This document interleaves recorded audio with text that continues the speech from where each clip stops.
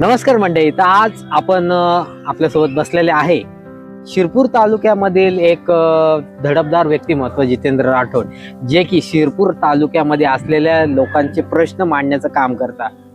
हे व्यक्ती कुठलंही त्यांचं फॅमिली बॅकग्राऊंड हे राजकारणीय नसून तर एक सोशली बॅकग्राऊंडचा हा व्यक्ती जो लोकांच्या प्रश्नावर लढतो किंवा त्यांच्या प्रश्नाला मांडणी करण्यासाठी कुठेतरी धडपडत असतो. तर अशाच व्यक्तीची आज आपण मुलाखत घेणार आहोत.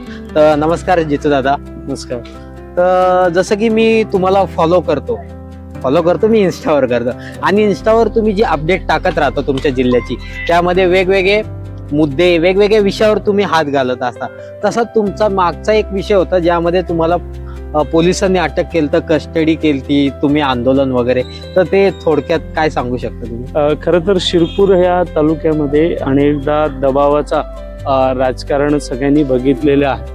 त्याच्यावर कोणी उघडपणे बोललेलं नाही, परंतु आम्ही तरुण म्हणून त्या विषयाकडे एक सकारात्मक दृष्टिकोनातून पाहतो आणि त्या राजकारणाचं खंडन करतो.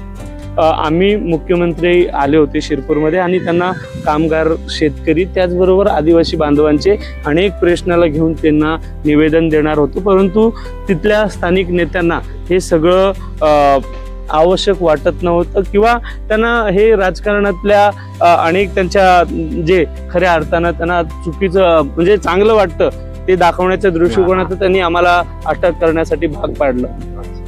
दादा, म्हणजे प्रत्येक ठिकाणच्या काही ना काही समस्या असतात, तर शिरपूर ह्या तालुक्यात असे कुठले मुद्दे जे तुम्ही प्रशासनापुढे आणू इच्छिता?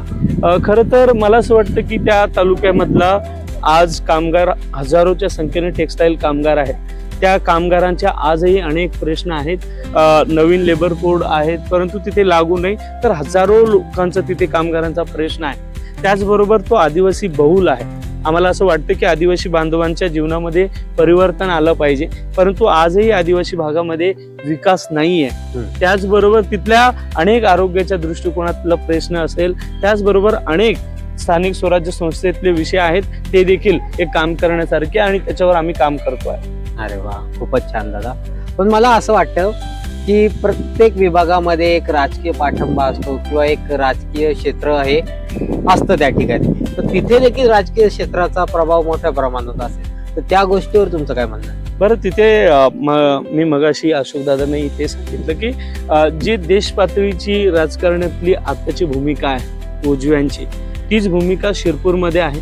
ध्रुवीकरणाचं राजकारण समान आहे, धर्माच्या नावावर, त्याचबरोबर विविध विषयांवर नागरिकांच्या भावनेशी खेळणं आणि मूळ विषयाला भटकून आपली राजकीय पोळी शेकणं हे सध्या तिथे चाललेलं आहे. अगदीच बरोबर. आणि जे आता आपण बघतोय की जे वाढती महागाई आहे या देशामध्ये चालली, त्याचा परिणाम हा सामान्य जनतेवर मोठ्या प्रमाणामध्ये होतो, आणि शिरपूर सारख्या एक तालुक्यामध्ये ह्या गोष्टीचा प्रभाव पडणं आणि त्यावरती काम करणं, ह्या दोन गोष्टीतील फरक काय सांगू शकतो? खरं तर सर्वसामान्य माणूस हा कुठलाही असेल, तो महाराष्ट्रातला असेल, दुसऱ्या राज्यातला असेल, त्याच्या जीवनावर त्याचा परिणाम पडणारच आहे.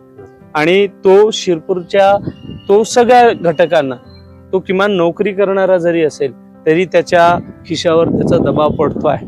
मला असं वाटतं की देशाची ही जी सरकार आहे ती अपयशी ठरली आहे अशा आंतरराष्ट्रीय धोरणाला घेऊन, तर त्याचा परिणाम तिथे देखील दिसणार आहे.